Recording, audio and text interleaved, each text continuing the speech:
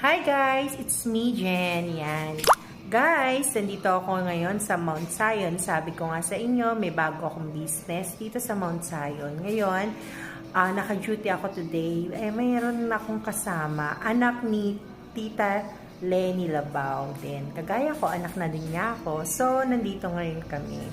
Eto, papakilala ko sa inyo ang beauty taga Mount Zion. Ayan.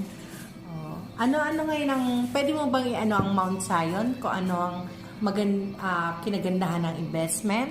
Ang Mount Zion po is nationwide. Mount Zion Memorial nationwide po. Ito po, dito po sa Mount Zion, Baliwag, merong 5.6 hectares plus additional na 2 hectares. Marami pa po kami dito mga family estate. Then meron po tayo tinatawag na lote sa tatlong kategory ng lote. Special premium lot, 2 meters along the road. Premium lot, ikatatlong metro or tabing puno ang premium lot. Then yung regular po sa gitna. So, magandang investment ang Mount Zion? Yes. Okay. It's a good investment kasi po, no taxes.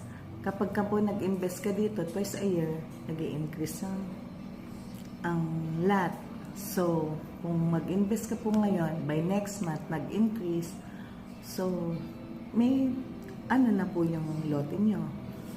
May tubo na. So, kaysa i-bank nyo po, much better na sumungot kayo sa bank account ninyo at i-invest niyo po dito. Yan guys, ang kinagandahan ng Mount Zion. Tingnan mo bukod sa maganda Mount Zion, pag nag-investment ka, mas magaganda yung mga mag-a-assist sa inyo. Isa na ako yun. It's me, Jen. O, diba? Yes. At kaya ang kinagandahan ay dito, talagang mababait na mga staff, grabe. Wala akong masabi. Nasa loob, shout out kay Ma'am Tina. Kay Ma'am Joanne, kay Ma'am Leia. Ria, yan. Kay Ma'am Ria, kay Ma'am Joanne, kay Ma'am Tina. Yan. Siyempre, kaya guys, kontakin nyo lang ako pag gusto nyo mag-invest dito sa Mount Zion. Mamaya, ipapasyal ko po kayo dyan. Okay? Salamat! Thank you guys! Bye!